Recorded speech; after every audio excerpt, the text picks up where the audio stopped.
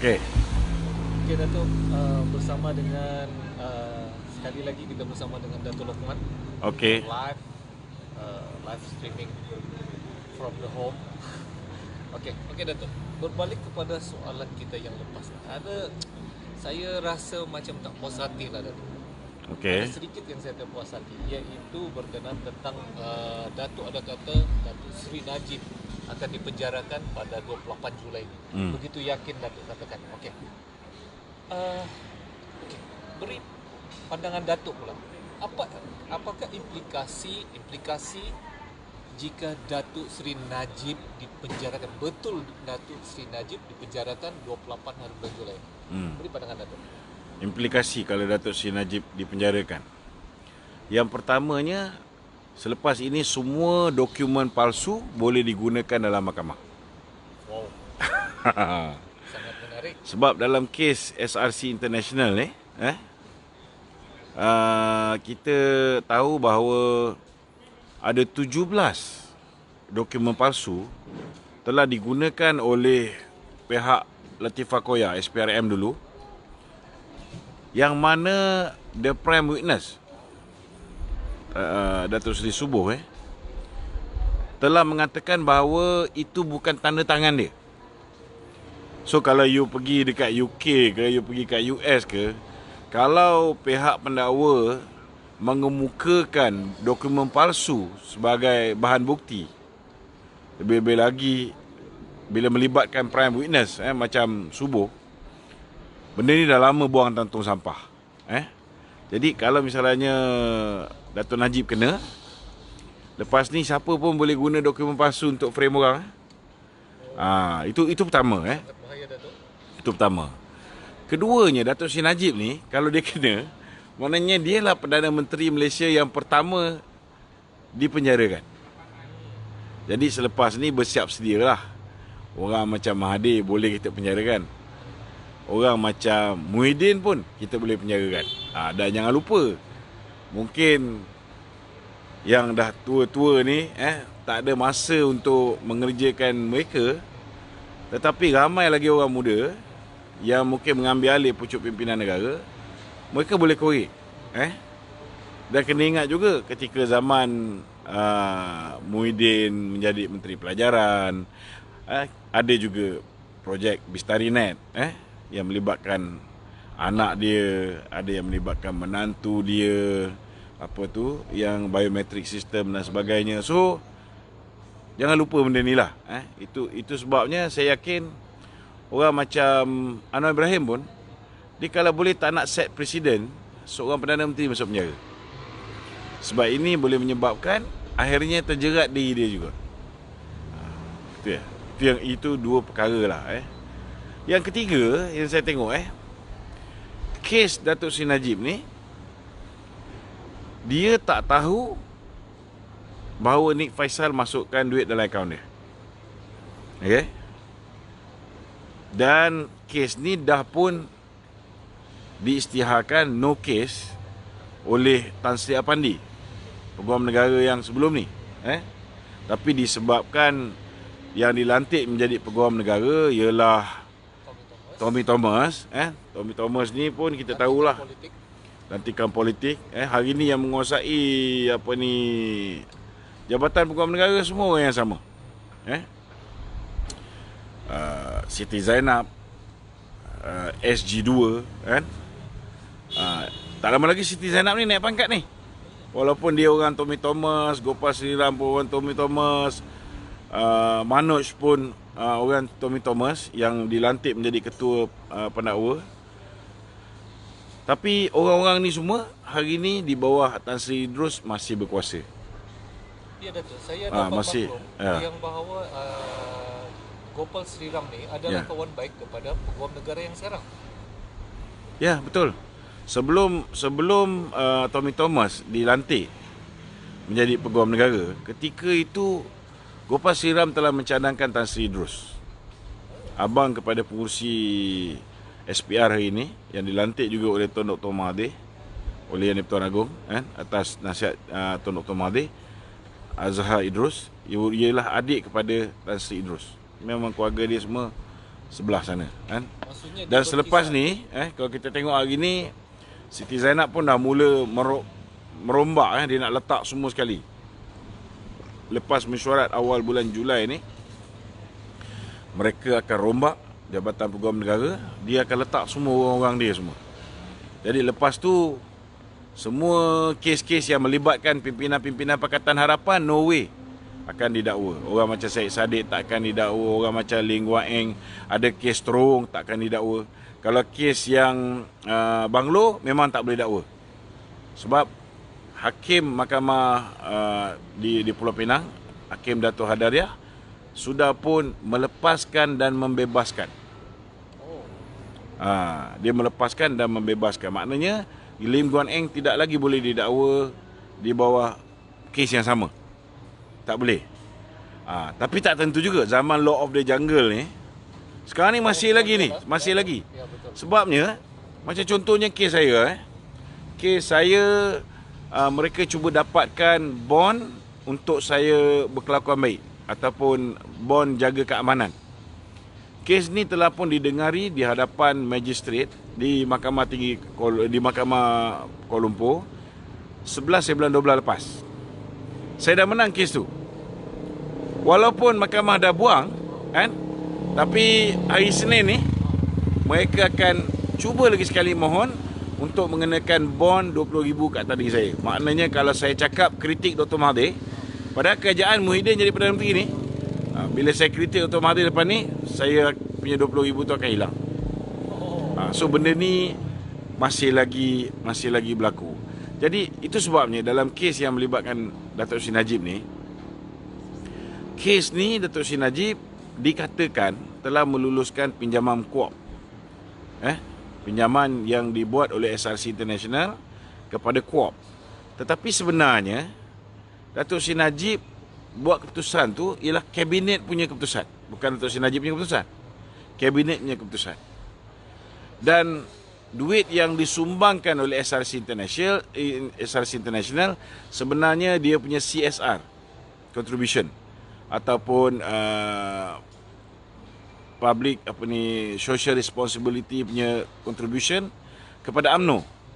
Jadi Datuk Seri Najib ni sebagai Presiden UMNO, dia ada trust account, dia ada akaun amanah yang Nik Faisal sendiri jaga. Dan Nik Faisal ni sebagai seorang CEO kepada SRC International, sepatutnya dia tahu bahawa duit tu tak sepatutnya masuk dalam akaun Datuk Seri Najib. Tapi dia masukkan juga. Maknanya kita boleh tanya kenapa dia masukkan lepas tu dia lari. Kan? Jadi kesan dia selepas ni, kalau contohlah kan, Wan Ismail, dia jadi pengarah ni, dia luluskan sesuatu. Nak nyaya dia senang je. Nak nyaya dia, kita dapatkan account number dia. Kita cari seorang kontraktor yang menerima projek daripada dia. Kita suruh dia bank in certain amount. Maka disebabkan ada bank in tu, walaupun Wan Ismail tak tahu, dia boleh dihadapkan. Sebenarnya tak boleh. Kalau ikut Akta Pencegahan Rasuah tak boleh. Maknanya orang yang memberi dengan orang yang menerima pemberian, orang yang menerima pemberian tu kena tahu dia menerima pemberian tu. Buktikan yang dia Dan dia menerima pemberian tu selepas ada timbal balas, dia meluluskan sesuatu dan sebagainya. Tapi dalam kes Datuk Seri Najib ni tak ada. Kes naya kan, kes naya memang tak ada. Itu sebabnya Tan Sri Apandi dulu telah dismiss kes ni. Tak ada pembicaraan pun. Dia dibuang kes. Tapi zaman Tommy Thomas ni biasalah kan. Semua kes-kes sampah ni semua memang melekat. Yang betul-betul kes macam Lim Guan Eng punya kes, disebabkan Tommy Thomas ni bekas peguam kepada Ching Ping dan bekas peguam kepada Lim Guan Eng, yang dah panggil 25 saksi pun dia tetap boleh lepas. Bila lagi dengan bantuan pegawai-pegawai korup macam Siti Zainab kan, Manoj yang orang-orang ni yang ni Gopal Siram dan sebagainya. So yang menguasai AG hari ni, maka mereka boleh buat apa saja. Ya. So itu implikasi dia lah. Implikasi dia. Ya.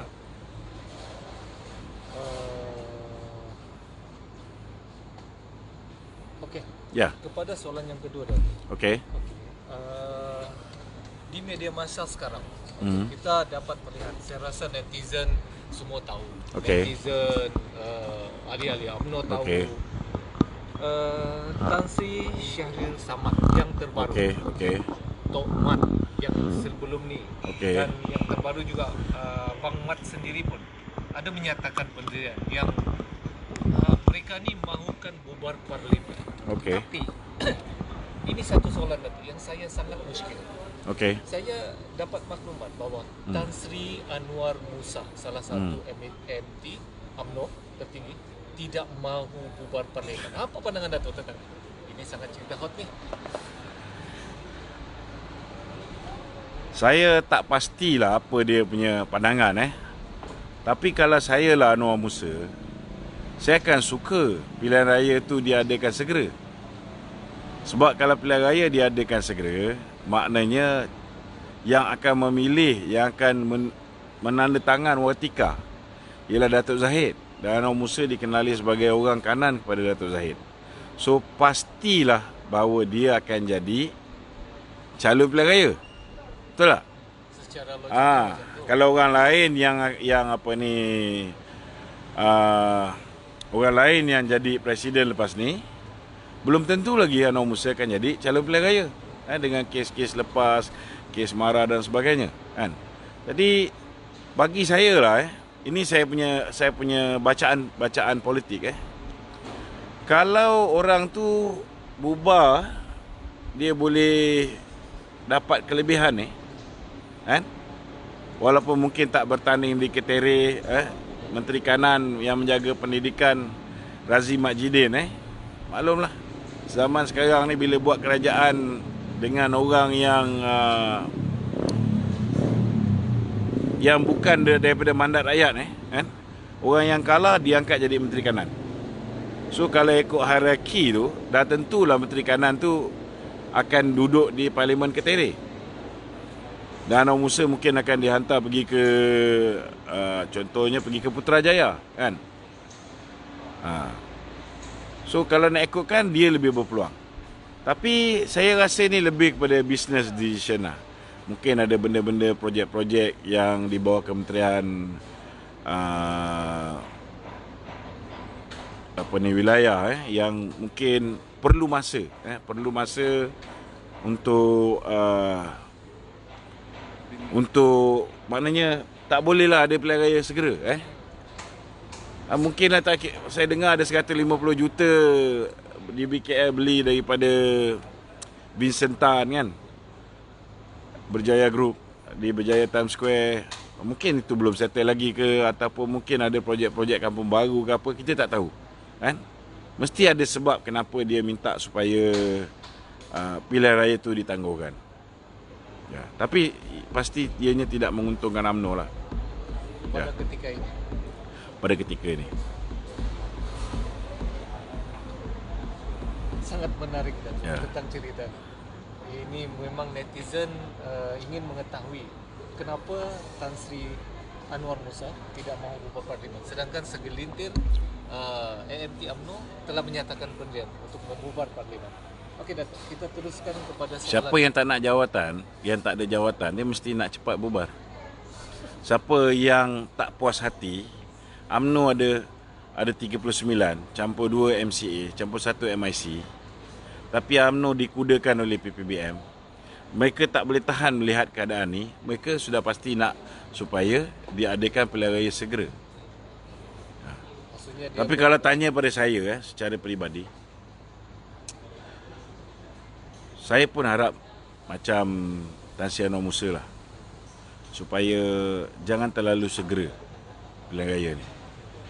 Sebab apa jangan selalu segera? Sebab pertama sekali, kalau pilihan raya tu dilakukan selepas Kimanis, ketika gelombang rakyat termasuk orang India, orang Cina semua sudah kembali bersama dengan Barisan Nasional dan PAS, pada ketika itu masa yang paling cantik untuk kita buat pilihan raya. Tapi semenjak kita bersama dengan PPBM dan kita diperbodohkan oleh PPBM, kita in the losing ground. Graf Muhyiddin peribadi peribadi Muhyiddin meningkat. Tetapi graf UMNO ni menurun. Graf UMNO tu menurun. Dan yang keduanya, kalau kita nak berhadapan dengan pilihan raya ni, kita parti yang besar itu sepatutnya menentukan hala tuju negara. Parti racik-racik serpihan ni sepatutnya menyokong apa yang nak dibawa oleh parti terbesar. Tapi kita berada dalam keadaan kita punya presiden ni berhadapan dengan kes di mahkamah yang menyebabkan dia terpaksa memberi laluan kepada Tan Sri Muhyiddin untuk ditonjolkan sebagai calon Perdana Menteri.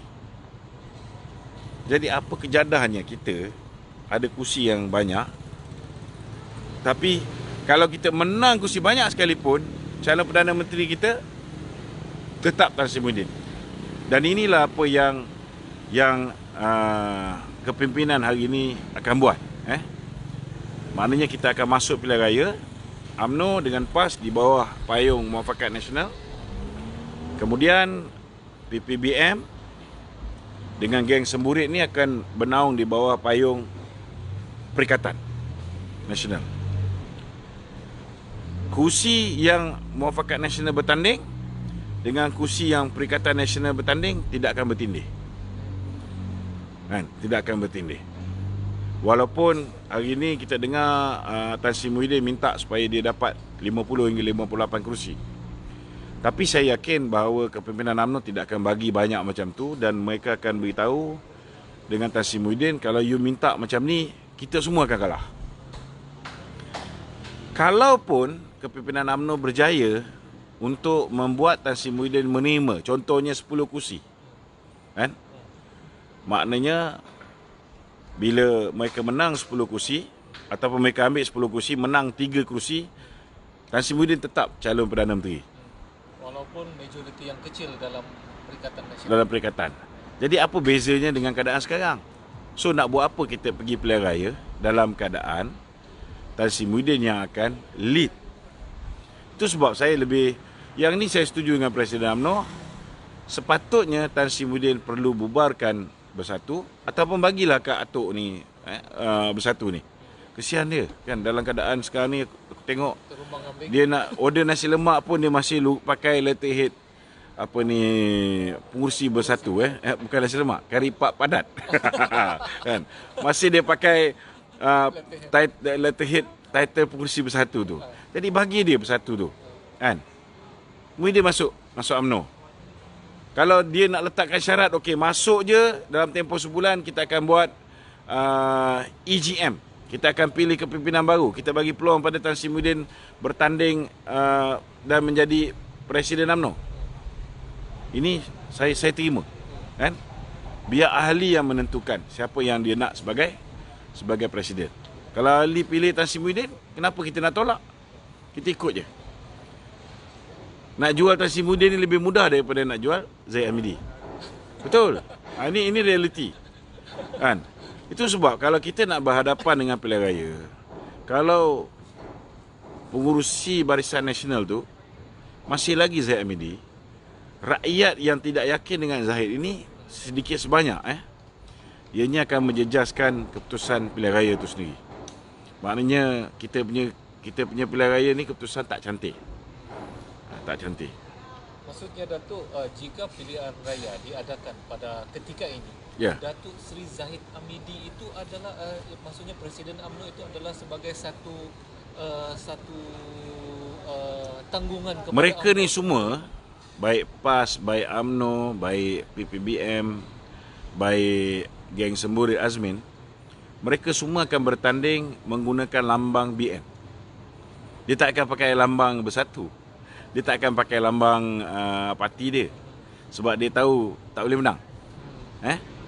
So dia orang akan pakai lambang BN. So bila menang pilihan raya, macam Wan Aziza kan, menang saja PKR, padahal Tun Dr. Mahathir pinjam je lambang PKR tu kan. DAP pun pinjam lah. Tapi dia adalah tuan punya lambang yang lambang partinya diguna dan paling banyak mendapat kursi. So itu sebabnya tuanku telah memanggil Wan Azizah untuk Wan Azizah menjadi Perdana Menteri. Yang ini yang Zahid harapkan. Dia mengharapkan walaupun dia dah berjanji dengan Muhyiddin bahawa walau dia menang 3 kursi pun dia tetap jadi Perdana Menteri. Dia mengharapkan akhirnya tuanku akan panggil dia dan tawarkan jawatan Perdana Menteri. Masa tu dia takkanlah tak terima kan. This is politik. This is politik kan. Okay, Tapi bagi saya lah keadaan hari ini tidak menguntungkan UMNO lah. Jika dilakukan, Saya lebih prefer kalau pilihan raya itu berlaku selepas pemilihan UMNO. Jadi kita boleh tukar presiden UMNO, kita boleh bersihkan kepimpinan UMNO, yang mana yang korup kita buang, kan? Maksudnya Yang mana yang rakyat tak suka, kan? Datuk Seri Datuk Seri Zahid Hamidi ini adalah sebagai liability kepada UMNO ketika ini jika diadakan PRU. Saya tak boleh nak nafikan lah. Sebab jarang sangat saya jumpa orang yang suka dengan dia tapi tak bekerja dengan dia. Jarang saya jumpa.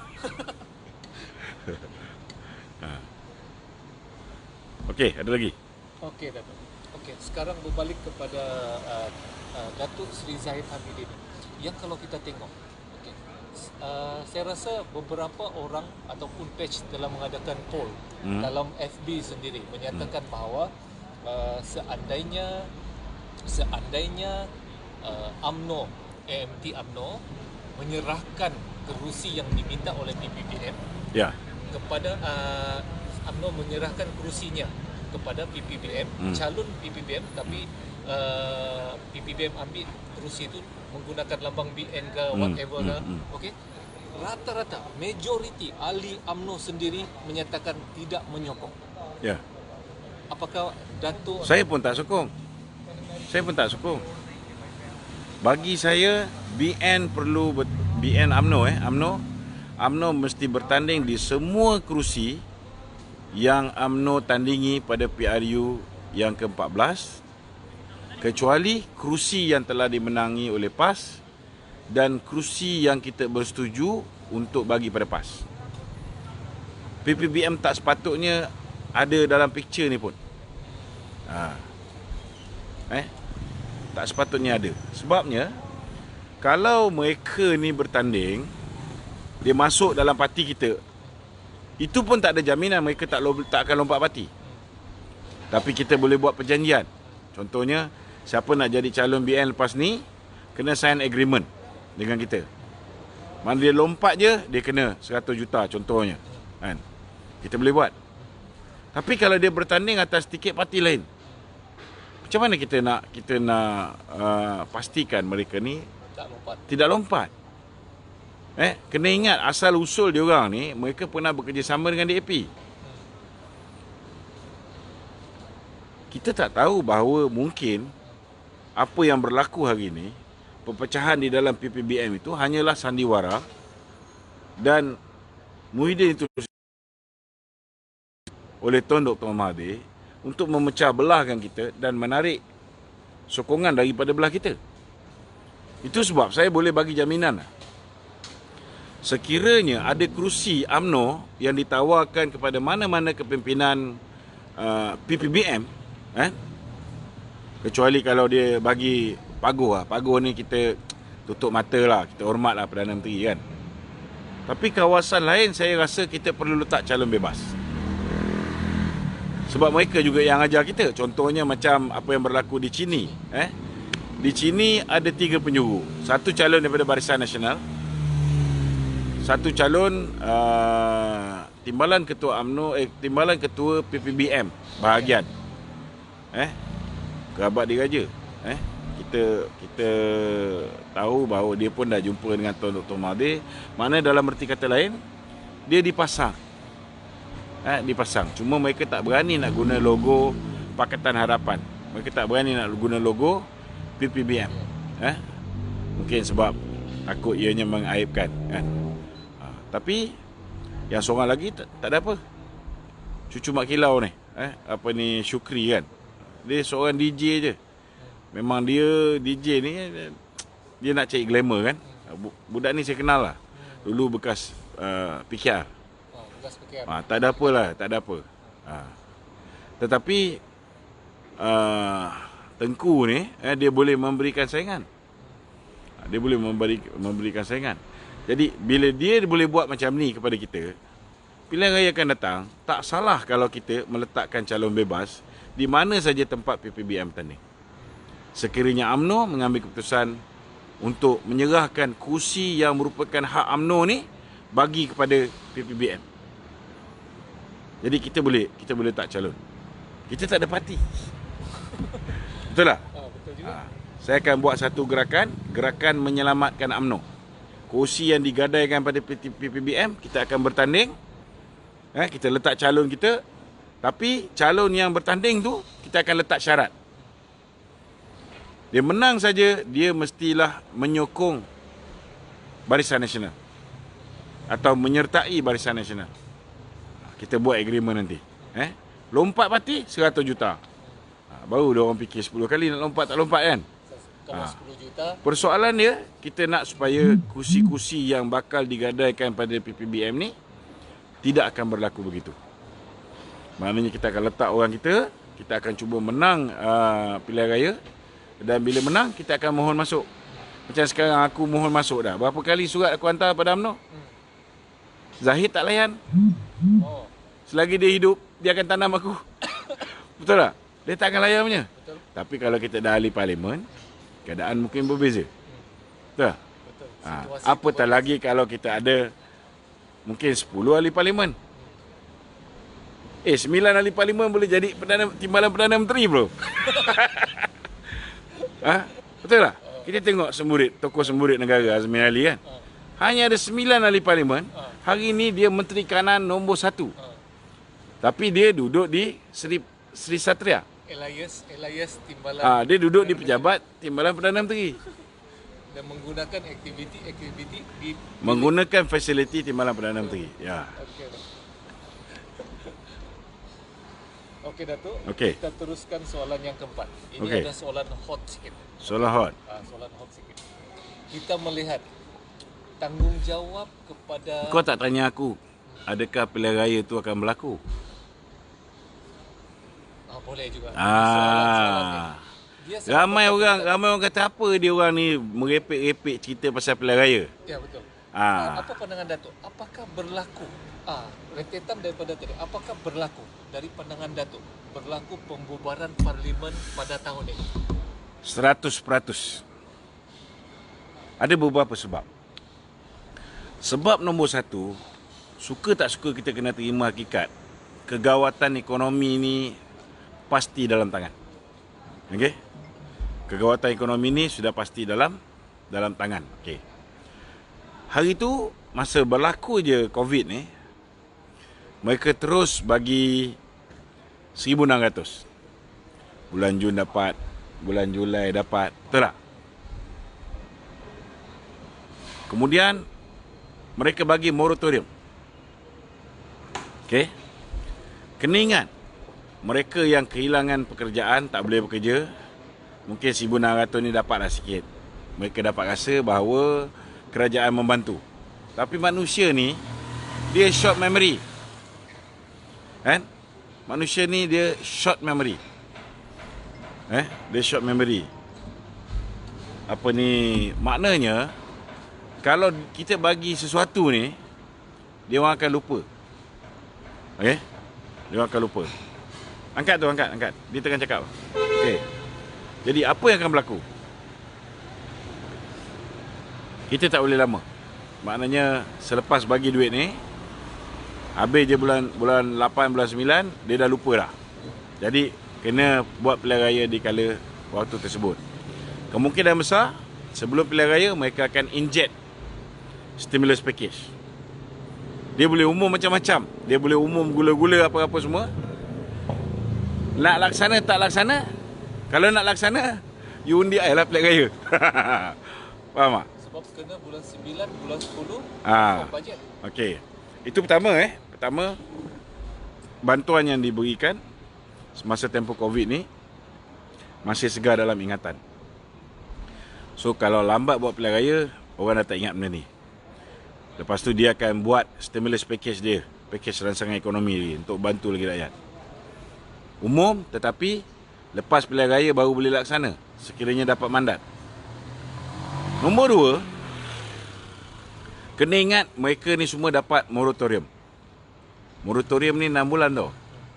Moratorium ni lah sebenarnya yang banyak membantu ekonomi Malaysia. Sebab apa? Sebab bila rakyat 6 bulan tak perlu bayar kereta, 6 bulan tak perlu bayar rumah, 6 bulan tak perlu bayar pinjaman dengan bank rakyat. Pinjaman nak kahwin lah contohnya kan, pinjaman bank rakyat. Ini menyelamatkan banyak hal. Dan ini menyebabkan rakyat, dia ada lebihan tunai di tangan. So kuasa membeli dia kuat. Itu sebab aku apa ni, sate pun sate ni tempoh apa nama? PKP tu, jualan sate tu meningkat. Lebih daripada biasa. Sebab rakyat ada kuasa membeli. Dia tak payah bayar bil-bil tersebut. Betul tak? TMB pun pandai. Dia bagi diskaun. Tapi lepas 3 bulan, 4 bulan baru dia datang kira meter. Jadi patut boleh dapat diskaun tu lebih.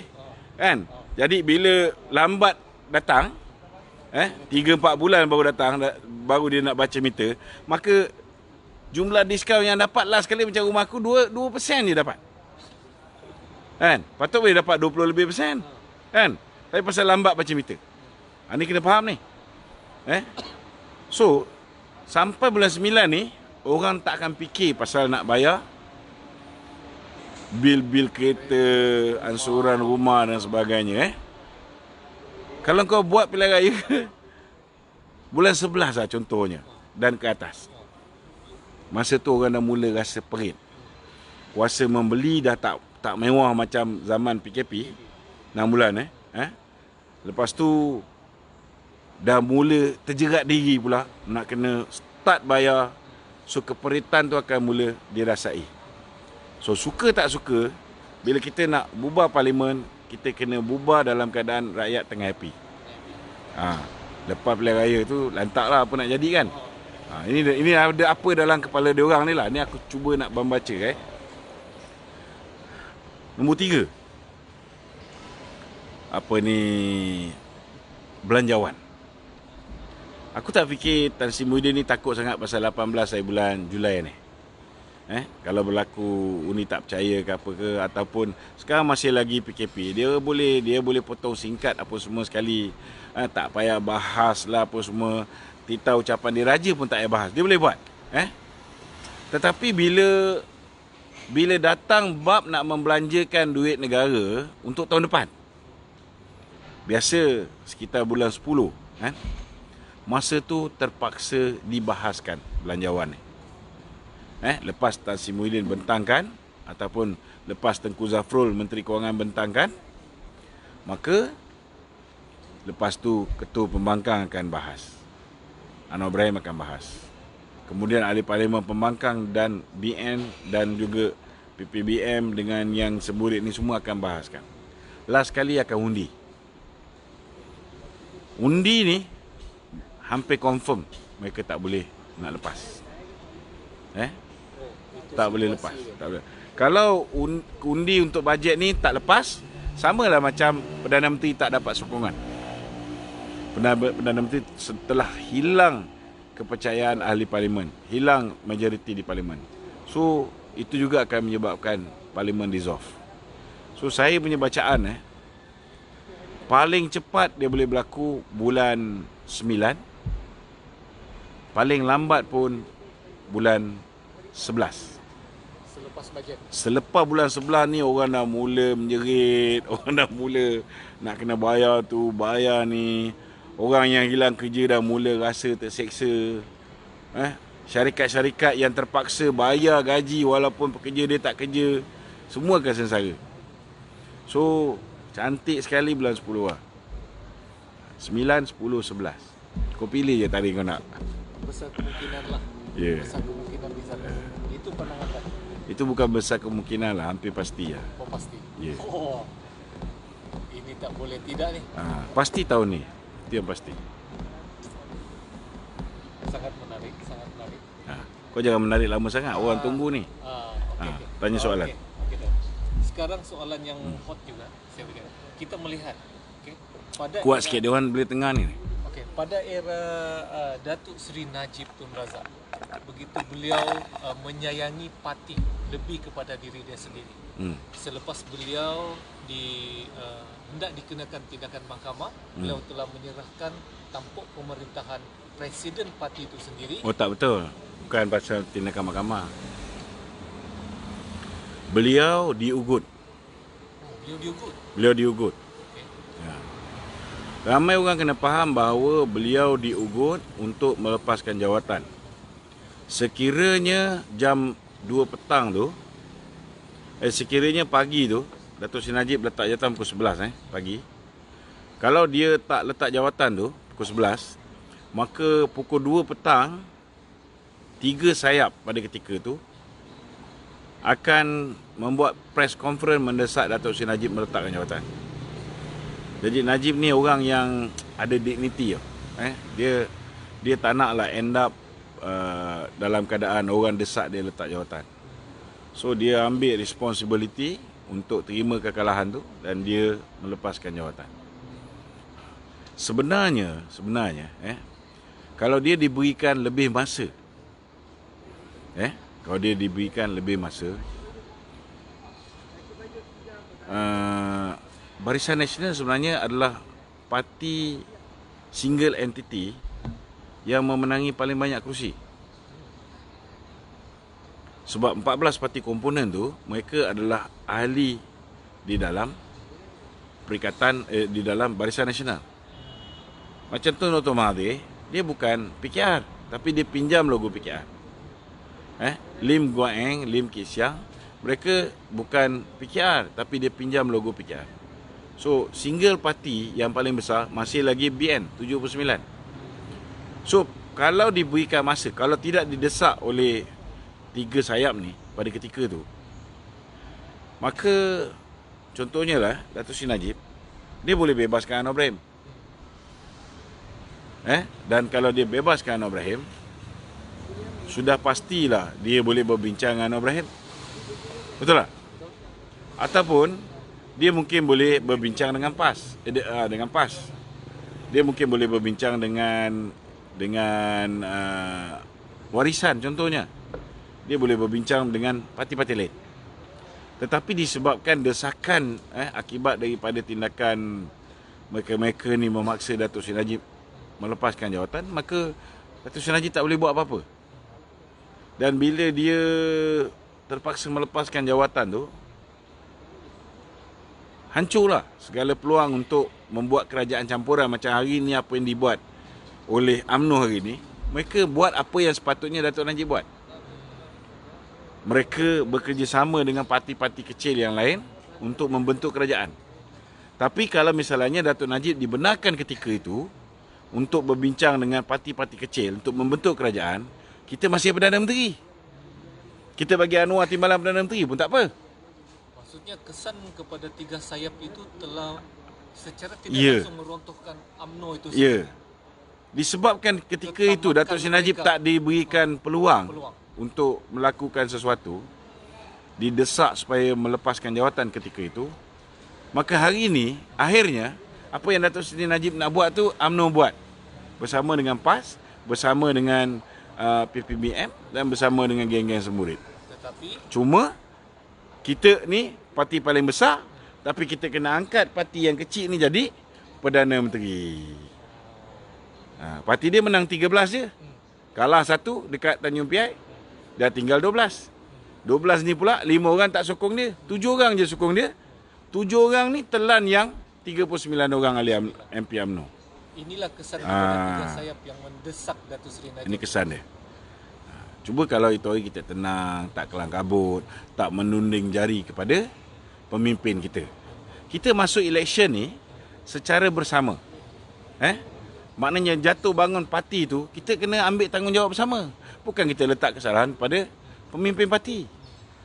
Ada setengah orang ni dia suka tunding pada Datuk Najib. Padahal zaman dia jadi menteri dulu, orang tunggu berjam depan pejabat, dia keluar, salam pun tidak. Ada juga. Salah Datuk Seri Najib. Salah Datuk Seri Najib juga, kan? Semua salah Datuk Najib. Perangai dia orang ni macam Mahathir ke? Kan?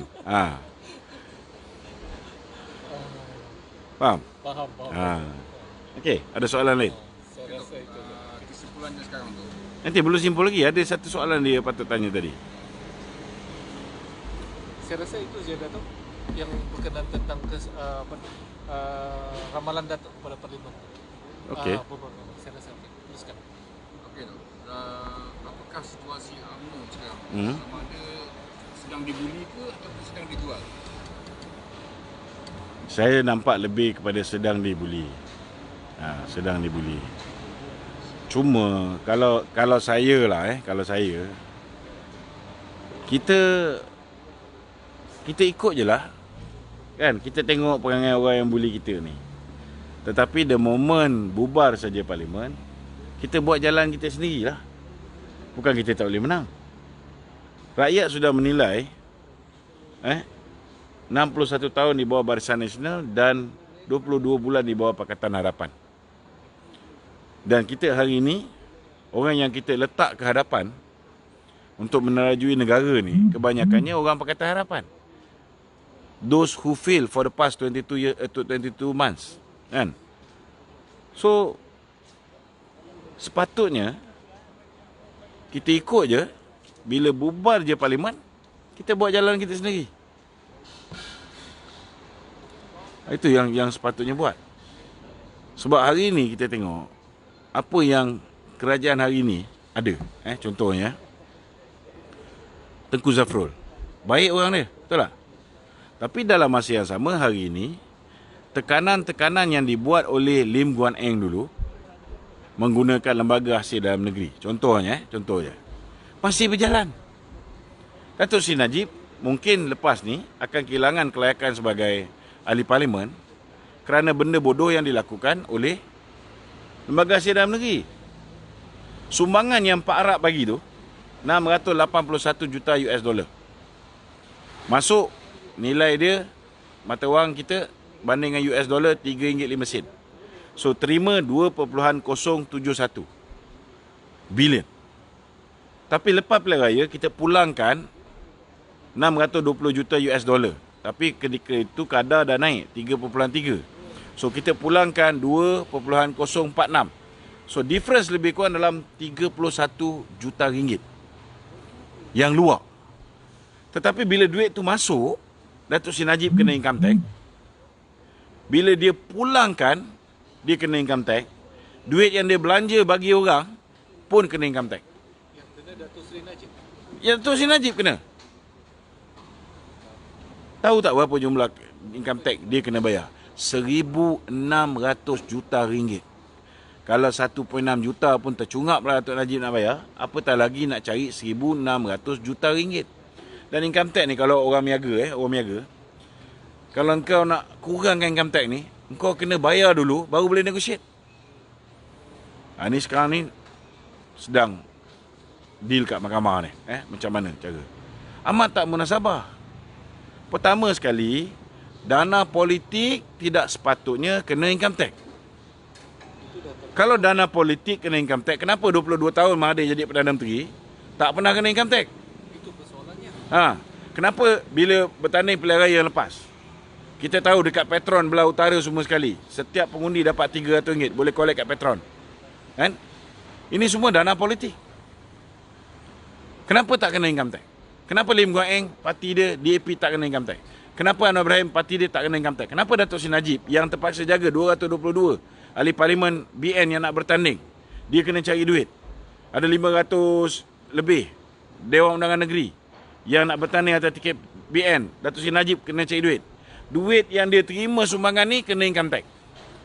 Bukan setakat sekali, double taxation. Takkan Tengku Zafrul sebagai Menteri Kewangan tak faham. Macam mana boleh sampai double taxation? Masuk duit kena, dia pulangkan balik duit pun kena, dia bagi sumbangan buat masjid dan sebagainya semua kena income tax. Orang macam Dato' Fuad Zakarsi. Dia sebagai calon pilihan raya, dia terima duit daripada parti, kena income tax. Bukan setakat duit yang dia punya. Dia sebagai pengurusi atau BN bahagian Batu Pahat, dia terima juga duit untuk Dewan Undangan Negeri. Dia terima duit untuk calon Don Rengit dan juga calon Don Sengarang. Itu pun dia kena income tax. Padahal dia cuma terima, lepas tu dia bagi pada orang tu. Nampak tak? Ni belum lagi kita cerita anak-anak Dato' Seri Najib. Ada seorang kena 55 juta. Siapa nama dia apa? Anak dia yang botak tu. Ni Nasif. Nazif. Kemudian kita tengok Yana, contohnya macam Yana. Dia punya income tax 10 juta. Dia masa tu belajar pun belum habis. Semata-mata bila dia kahwin dengan Dania, Myra, mak mentua dia memang orang kaya lah, sebab bapak dia tu memang billionaire dekat Kazakhstan. So mak mentua dia bagi hadiah hantaran, kena income tax 10 juta. Termasuk mak mentua dia bagi rumah.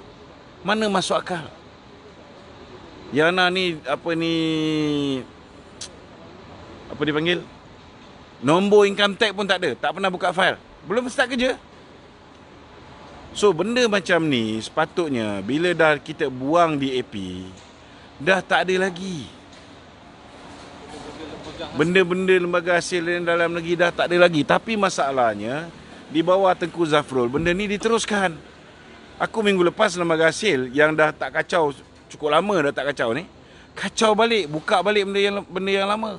Sedangkan aku cakap, macam mana kau nak suruh aku declare balik benda ni, sedangkan dulu setiap tahun aku tak pernah miss declare, dan lepas aku declare tu, income tax akan pulangkan duit. Daripada tahun 2011 punya income tax, aku bayar untuk 2010, sampai 2018. Setiap kali kita bayar income tax tu, income tax pulangkan balik. Sebab anak aku ramai So, dia orang setiap bulan memang dia terlebih potong. Dipulangkan balik. Sekarang ni dia suruh aku declare balik semula. Berlaku di zaman Perikatan Nasional. Zaman Perikatan Nasional. Tanpa dam. Lim Guai Eng dah mati. Yang ada Tengku Zafrul. So, itu sebabnya hari ni kita tulis, apa yang cuba dibuat? Ini arahan Muhyiddin ke? Atau ini arahan Tengku Zafrul sendiri? Apa tujuan dia? Nak menang Lembah Pantai? Belum tentu. Kita ada orang Lembah Pantai sebelah kita ni. Dia buat macam ni, aku akan letak calon. Sila-sila kita letak ketua bahagian lawan dia. Ada 2 ketua bahagian dah bersedia untuk bertanding calon bebas sekiranya kursi digadaikan oleh UMNO kepada PPBM. Kita dah ada 2 ketua bahagian. Siapa yang usulkan Tengku Zafrul sebagai menteri? Sedangkan status politik kita tak faham. Tengku Zafrul ni dulu masa zaman Raja Noncik, dia ni bendahari cawangan. Kau tahulah kan. Cumanya kena faham, dia ni dilantik bukan hanya kerana dia profesional. Dia dilantik kerana ada hubungan darah dengan Muhyiddin. Sebab apa? Sebab adik dia Tengku Zuri, isteri dia nama Sarah tu. Sarah ni kakak dia kahwin dengan anak Muhyiddin. Itu je. So bukanlah kerana atas package profesional saja, ada banyak profesional yang faham pasal ekonomi. So kalau Tengku Zafrul ni hebat sangat pasal ekonomi, tak perlulah nak adakan pilihan raya segera. Betul tak? Bila dia nak adakan pilihan raya segera, maknanya dia tidak ada solusi bagaimana cara nak memastikan foreign direct investment dapat masuk balik ke negara ni.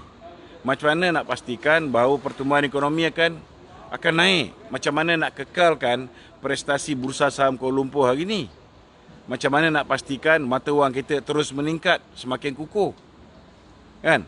Kalau dia ada solusi ni semua, dia boleh mengatasi kegawatan ekonomi, dia hebat macam Datuk Najib Tun Razak, dia tak perlu kelang kabut nak adakan pilihan raya. Dia memang logik. Ha? Macam Datuk Seri Najib dulu, dia tidak menggunakan kaedah Tun Dr. Mahathir. Dia tak pakai kaedah Tun Dr. Mahathir. Dia tak menggunakan tambat. Dia tak tambat nilai ringgit. Ya. Jadi cara kita Datuk Seri Najib Kau dengar aku menceramah itu hari kau dah faham sangat hebat. Bagus. Okey, ada soalan lain? Soalan daripada audiens.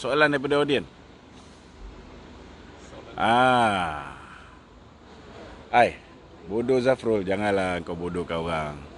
Kita bagi warning, Kau dah duduk kerajaan dengan kita. Kalau tanpa Najib punya sokongan, Muhyiddin tak jadi Perdana Menteri. Bila Muhyiddin tak jadi Perdana Menteri, tak bolehlah dia lantik saudara ni jadi Menteri Kewangan. Yang kau pakai lembaga hasil ni nak seksa lagi Najib buat apa? Betul tak? Sama juga yang jaga Jabatan Peguam Negara. Kau dah bentuk kerajaan dengan UMNO, kau betulkanlah kesilapan kerajaan yang lepas. Kes Datuk Zahid, kes Tengku Nan, kes Datuk Najib, kes Bong Mokhtar, semua kes yang jelas merupakan pendakwaan terpilih, yang jelas merupakan malicious prosecution, pertuduhan yang berniat jahat. Buang kes. Yang kau ni macam ini Idrus ni kan, dia risau takut nanti geng-geng Pakatan Harapan kata dia ni tak neutral. Kepala otak, kita pun tahu dia tak neutral lah. Dia belah sana kan? Dia maklum. So kalau Peguam Negara macam ni punya perangai, berkiblatkan Mahathir lagi, nak buat apa? Buat apa kita simpan? Betul? Buat apa kita simpan? Siti Zainab ni hari ni. Ni tak lama lagi ni SG1 tamat. Dulu ada SG3. Dulu ada Peguam Cara Negara 1, Peguam Cara Negara 2, Peguam Cara Negara 3. Peguam Cara Negara 3 sudah pun dipetisejukkan oleh Siti Zainab. Tak lama lagi ni Peguam Cara Negara 1 pencen. Kan? Idrus tak lama lagi akan lantik Siti Zainab jadi naik pergi SG1. SG2 mungkin dia bagi kat Manoj. Orang-orang yang semua orang Tommy Thomas ni. So apa benda ni? Kita dah report rasuah yang dilakukan oleh Siti Zainab. Clear cut case. Dia duduk dalam jawatan kuasa tanah ataupun land exco oleh Persekutuan. Semasa dia dalam mesyuarat tu, dia hadir mesyuarat tu, dia tak keluar daripada mesyuarat tu, tanah hampir 900 meter persegi, lebih kurang 10,000 kaki. Di tengah bandar, di Ampang Hilir tu, nilai 3 hingga 5 juta diberikan pada Siti Zainab. Walaupun Siti Zainab tak keluar daripada mesyuarat, tapi kalau dah ahli mesyuarat tu kenal dia pun tercongok nak tengok siapa tak angkat tangan sokong, kan? Dia pun boleh tahu siapa yang akan membantah. Kau ingat land exco yang lain tu akan berani ke tak bagi pada dia? Ini jelas salah guna kuasa. Tapi orang yang korup macam ni dilindungi oleh Idrus. Sebab apa dilindungi? Sebab apa?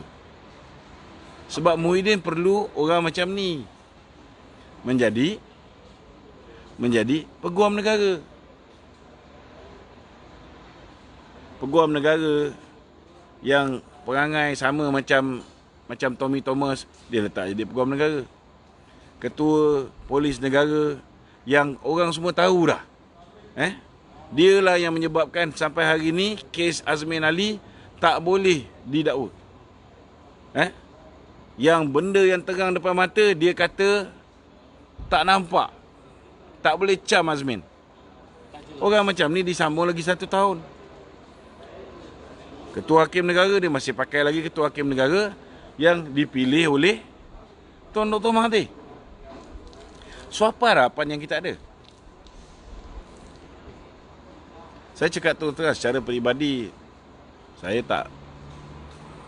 tak nampak lah ada perubahan kerajaan Pakatan Harapan dengan kerajaan Perikatan Nasional. Saya tak nampak. The only way you can see the difference is if UMNO got the guts to go alone together with PAS. Kalau masih lagi nak bergantung pada Muhyiddin, kita ada banyak lagi orang lain. Kalau katalah dia orang ni benci sangat Datuk Najib, Tok Mat kurang ke?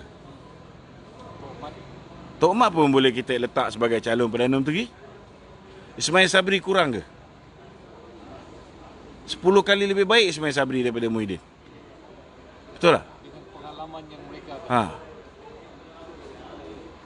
So,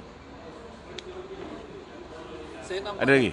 Saya nampak Datuk seperti yang saya kata tadi, Datuk Sri Zahid ini sebagai liability. Okey, saya bukan cerita pasal itu. Okey. Datuk Sri Najib dulu dia meletak jawatan atas tanggungjawab dia juga sebagai presiden parti. Tapi yang kita lihat, kes yang hampir sama dengan Datuk Zahid. Tapi kenapa Datuk Sri Zahid tidak meletak jawatan dengan kes-kes mahkamah dia? Apakah dia tidak berfikir pasal parti? Saya pasal tidak parti? setuju kalau Datuk Zahid meletak jawatan kerana dia didakwa di mahkamah oleh musuh politik kita. Ini kena jelas. Datuk Zahid tak sepatutnya letak jawatan kerana dia didakwa oleh musuh kita. Kalau sebelum ni, contohnya macam kes Latif Bandi di Johor. Kita kerajaan, kita siasat, kita dapati bahawa memang dia ada terima rasuah dan sebagainya. Maka dia didakwa di mahkamah. Kalau orang macam ni kita minta rehat, okey. Tapi dalam kes yang melibatkan Datuk Zahid, kes yang melibatkan Funan, kes melibatkan Datuk Najib, semua kes-kes zaman Pakatan Harapan ni, ini pendakwaan terpilih. Contohnya macam kes Datuk Zahid. Dia dikatakan terima rasuah daripada Data Sonic dengan MyEG. Tapi orang yang bagi dia sumbangan kewangan, yang dia masuk dalam Yayasan Akabudi ni, orang ni tak kena dakwa. Dia kena. Bila kita tanya dengan netizen bangkitkan dalam ni, kenapa orang yang terima duit didakwa, orang yang memberi tak didakwa? Tahu tak apa yang ni jawab? Dia kata, SPRM cakap, kita dakwa dulu, kita siasat kemudian. So benda ni kalau di UK ke di tempat lain, dah lama buang sampah dah. Sama juga kes Datuk Seri Najib. Kes yang sudah diputuskan oleh AG sebelumnya, tak ada kes. Tapi didakwa semula sebab niat jahat Tommy Thomas tu. Sudah pastilah atas arahan Tun Dr. Mahathir. Okey kot, cukup lah. Dah sampai pukul 10 Jadi saya ucap terima kasih kepada semua. InsyaAllah kita akan ke udara daripada masa ke semasa mengikut isu yang bersesuaian.